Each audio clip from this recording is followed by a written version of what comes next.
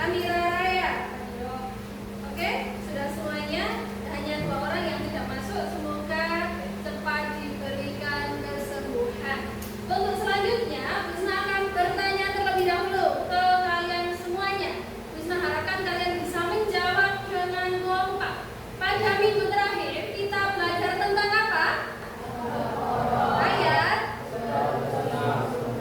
Tentang apa?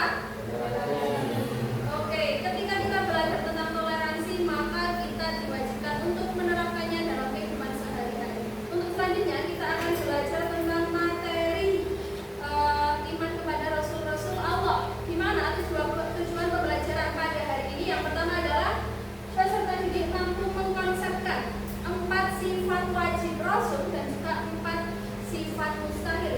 Dan juga ditambah nanti ada sifat zaisnya Rasul. Yang kedua, mampu menelaah 4 sifat wajib Rasul dan 4 sifat mustahil Rasul melalui pembelajaran secara mandiri. Yang ketiga, mampu mengidentifikasi perilaku yang mencerminkan beriman kepada Rasul-Rasul Allah. Nah, sebelumnya, tolong jawab dengan kompak.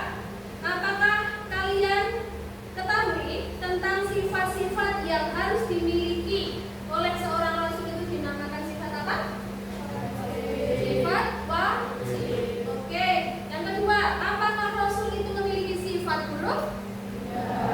Tidak. Yang ketiga, apakah sifat Rasul yang sama dengan manusia biasa itu ada? Jawab sekali lagi lebih kompak, apakah ada? Oke, nanti kita akan bahas apa namanya sifat wajib, sifat mustahil dan juga sifat jaiznya Rasul. Nah, kita masuk ke asesmen diagnostik terlebih dahulu. Silahkan kalian bisa membuka HP masing-masing. Di situ Bu Lisa sudah share link yang pertama, link G-Form. Ya, silahkan dicek, diisi dalam waktu 3 menit cukup.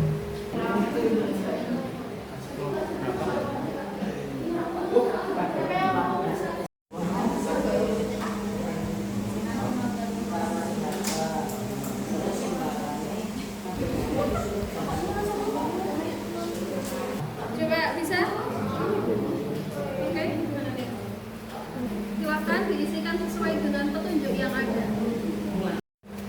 Oke, kalian sudah mengisi asesmen diagnostik tadi, itu digunakan untuk menilai bagaimana pemahaman kalian sebelum masuk ke pembelajaran yang akan bisa sampaikan.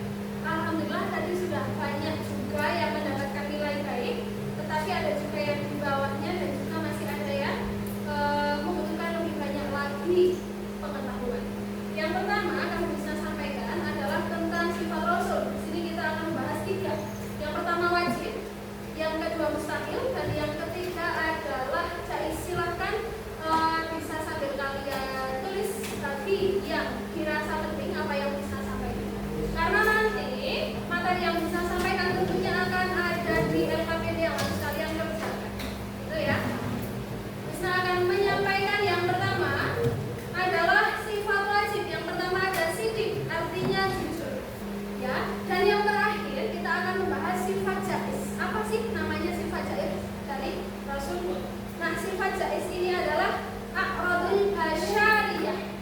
Ya, a'radul basyariyah ini diartikan sebagai sifat yang sama dengan manusia lainnya. Apakah ada yang mau bertanya? Oke, Mbak Amina silakan bertanya. Mengapa sifat mustahil wajib dipahami dalam konteks iman pada para rasul? Oke, pertanyaan yang sangat bagus. Kenapa sih kita itu kok ya belajar sifat-sifat mustahil? Nah, kita bisa paham bahwasanya Rasulullah itu dengan segala sifatnya itu tidak pantas memiliki sifat-sifat tersebut. Jadi kita bisa lebih yakin. Kita akan membentuk kelompok ya, berdasarkan hasil asesmen tadi akan dibentuk menjadi beberapa kelompok yang terdiri dari kelompok 1, kelompok 2, kelompok 3, ya, kelompok 4, kelompok 5. Gitu.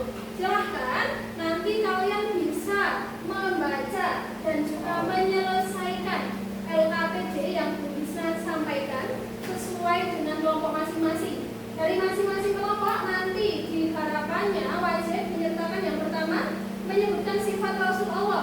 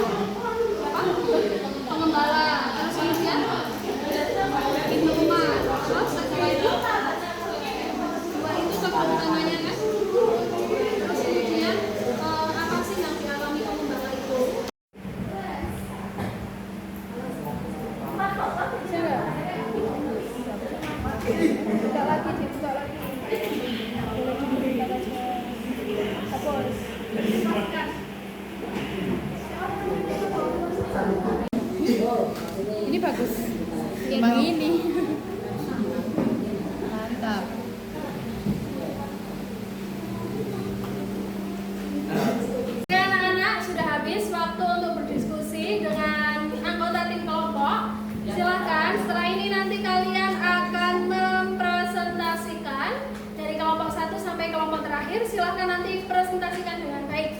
Untuk kelompok 1 silahkan bisa maju ke depan. Assalamualaikum warahmatullahi wabarakatuh. Waalaikumsalam warahmatullahi wabarakatuh.